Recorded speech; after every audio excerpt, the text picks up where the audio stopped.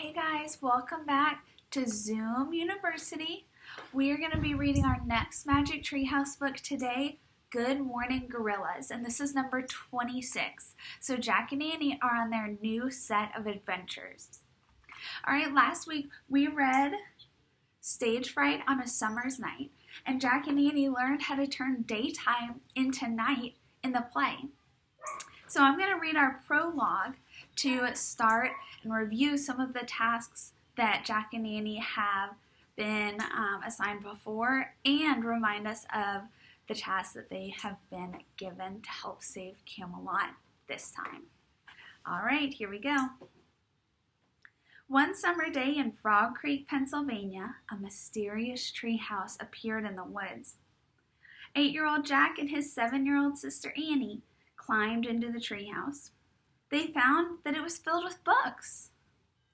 Jack and Annie soon discovered that the treehouse was magic. It could take them to the places in the books. All they had to do was point to a picture and wish to go there. While they're gone, no time at all passes in Frog Creek. Along the way, Jack and Annie discovered that the treehouse belongs to Morgan Le Fay. Morgan is a magical librarian of Camelot, the long-ago kingdom of King Arthur. She travels through time and space, gathering books. In Magic Treehouse books number 5 through 8, Jack and Annie help free Morgan from a spell. In books number 9 through 12, they solve 4 ancient riddles and become master librarians. In Magic Treehouse books number 13 through 16, Jack and Annie have to save 4 ancient stories from being lost forever. In Magic Treehouse books number 17 through 20, Jack and Annie free a mysterious little dog from a magic spell. In Magic Treehouse books number 21 through 24, Jack and Annie help save Camelot. In Magic Treehouse books number 25 through 28, Jack and Annie learn about different kinds of magic. All right, Chapter 1, Dark and Rainy. Tap, tap, tap. Jack sat up in bed. Rain tapped against his window. His clock said 5 a.m. It was still dark outside. Annie peeked into his room. "Are you awake?" she whispered. "Yep," said Jack. "Ready to find some special magic?" she asked. "Maybe we should wait," said Jack. "It's so dark and rainy." "No waiting," said Annie. "I'll get an umbrella. You bring a flashlight. Meet you downstairs." Okay, said Jack. He jumped out of bed. He pulled on his clothes and put on a jacket. Then he grabbed his backpack and a flashlight. Jack slipped downstairs and out the front door. Annie stood on the porch in jeans and a t-shirt. The air was chilly and breezy. "Don't you need a sweater or something?" said Jack. "I'm okay," she said. "Let's go." Annie raised the umbrella. Jack turned on the flashlight. They followed a circle of rainy light down their street into the woods. They headed through the Frog Creek woods. The flashlight lit up the trees, the wet leaves and dark branches. Then it shined on a dangling rope ladder. Jack raised the flashlight gleam. "There it is," he said. A circle of light lit the magic treehouse. "But Morgan's not there," said Annie. "I can tell." "Maybe she left us a message," said Jack. Jack grabbed the rope ladder and started up. Annie put the umbrella down and followed. When they climbed inside, Jack shined the flashlight around the treehouse. Morgan Le Fay wasn't there, but the scrolls from their trip to Old England were. "Here's proof we found a special magic yesterday," she said. "Yeah," said Jack, smiling. "Theater magic." He had great memories of acting in a play by their friend William Shakespeare. "Did Morgan leave us a new secret rhyme?" asked Jack. He shined the flashlight on a book lying under the window. "A piece of paper was sticking out of the book. Yes, said Annie. She picked up the book and pulled out the paper. Jack shined his light on the paper while Annie read aloud. Dear Jack and Annie, good luck on your second journey to find a special magic. This secret rhyme will guide you.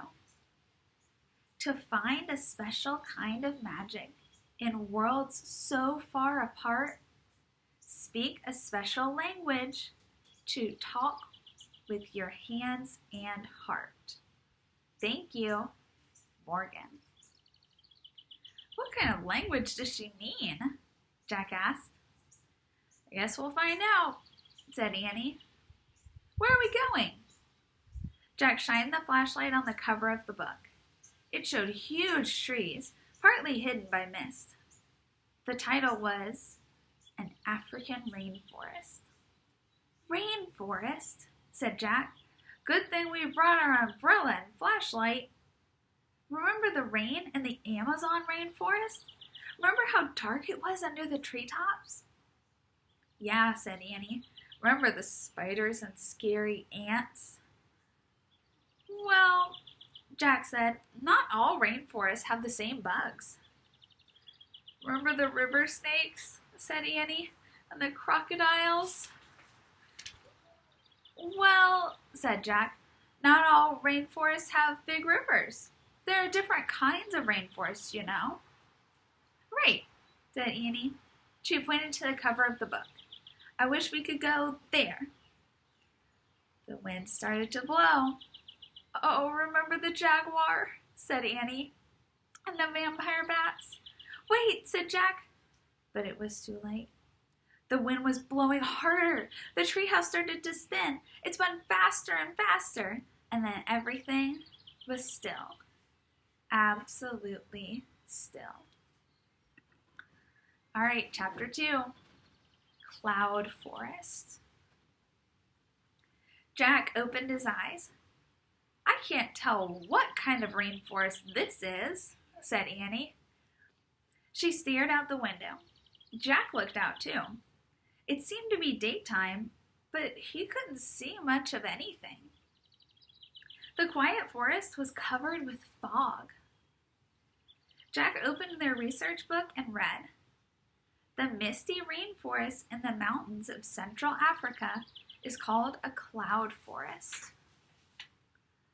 Oh, I get it, said Annie. We're up so high, it's like we're in a cloud. Cool, said Jack. He pulled out his notebook and wrote, Cloud forest, rainforest high up in mountains. Then he read more.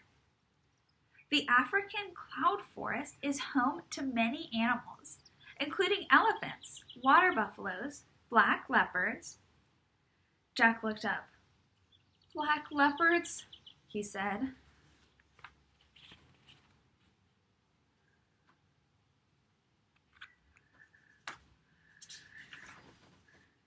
Don't worry, said Annie.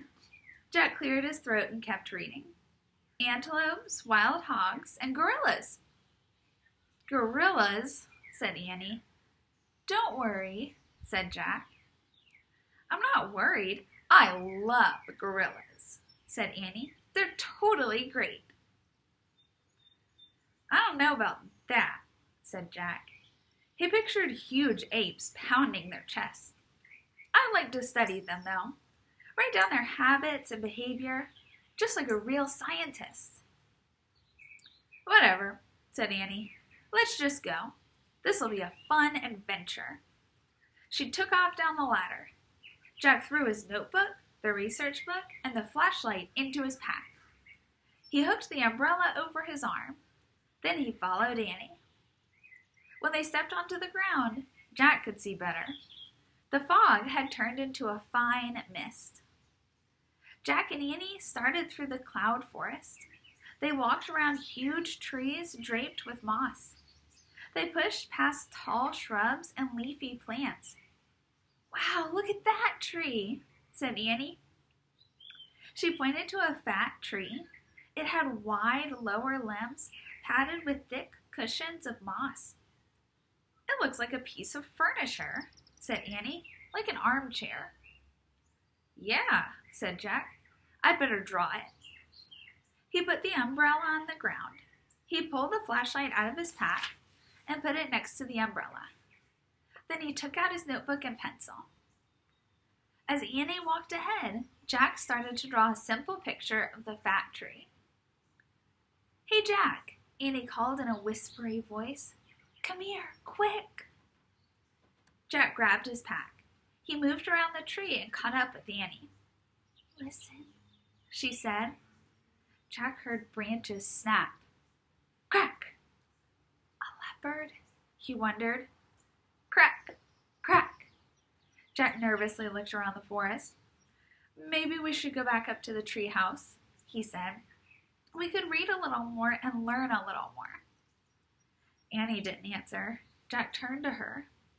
She was grinning from ear to ear as she stared into the bushes. Jack followed her gaze. A dark, shaggy little head was peeking out from a cluster of leaves. Boo-boo? A small gorilla asked. All right, that's chapter 3. Next time, we are going to read a chapter called Boo Boo. B-U-B-U. All right, guys, I want you to write in the comments something you learned about this rainforest from the first 2 chapters. All righty, guys, I'll see you tomorrow.